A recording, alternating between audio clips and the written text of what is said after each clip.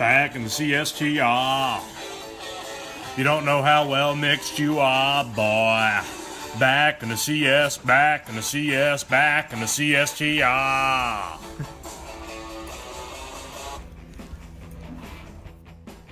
The continuous stirred tank reactor, or CSTR, is often used to carry out liquid phase reactions. A specific industrial example would be a fermenter, which is used in biological processes in many industries, such as brewing, antibiotics, and waste treatment. CSTRs are operated continuously. An assumption about CSTR operations is that the reactor is perfectly mixed, which means that there is no time dependence or position dependence of the temperature, the concentration, or the reaction rate inside the CSTR. So the concentration and temperature is the same at every point inside the reactor. Therefore, the temperature and concentration in the exit stream are modeled as being the same as those within the reactor. In this experiment, the following reaction will be performed in a CSTR.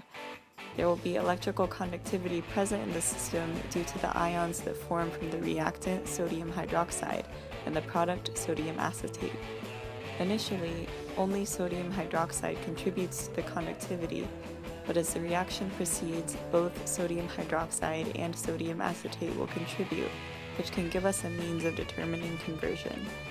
To do this, however, we must first calibrate the conductivity probe to relate the conductivity to the amounts of both species present. The conductivity of the system can then be related to concentration of each species.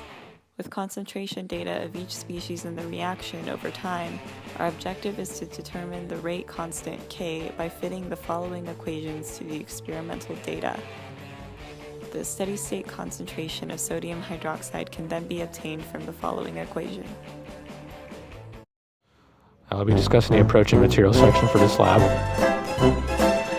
Make sure to have the Logger Pro connected to the computer and to your conductivity probes.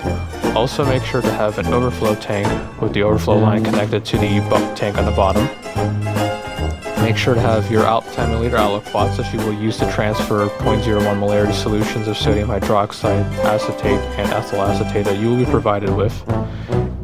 Also make sure to have your KD scientific pump ready, and you will make sure that you recognize your 80 milliliter syringes for ethyl acetate and sodium hydroxide, which are labeled accordingly. And make sure to have your vernier conductivity probes. Your conductivity probe should be calibrated with 0.01 molarity solution of sodium hydroxide and sodium acetate. For the first run of calibration, you should use the 10 milliliter aliquots to transfer 10 milliliters of solution to sodium hydroxide from sodium acetate for your first run. For the second run, the opposite should be done.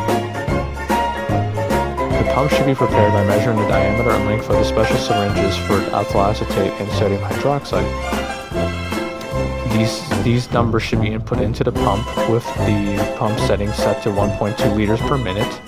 Make sure when you place the syringes in that they're placed in their stoppers, because if you don't, the pumps will keep continuing to push the syringe in and will destroy the glass. And use your vernier conductivity probes to measure these concentrations. Ladies and gentlemen, boys and girls, it is now time for an important safety bulletin. First on our list is chemical safety. In this experiment, 3 chemicals will be utilized to initialize the experiment. Sodium hydroxide is caustic and will corrode organic tissue. Ethyl acetate is flammable and a skin irritant. Sodium acetate is also a skin irritant. To prevent against bodily contact, wear goggles and gloves.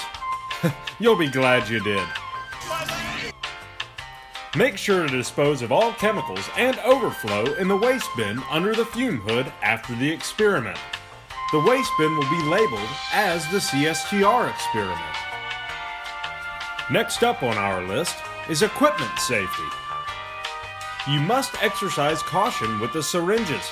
Use both hands and never set on the table. It will start rolling and break before you know it. The plunger and barrel are soulmates. Don't separate them. use the sodium hydroxide barrel with the sodium hydroxide plunger. Don't mismatch them. It can be quite damaging to the equipment. Thanks for your consideration and enjoy the lab.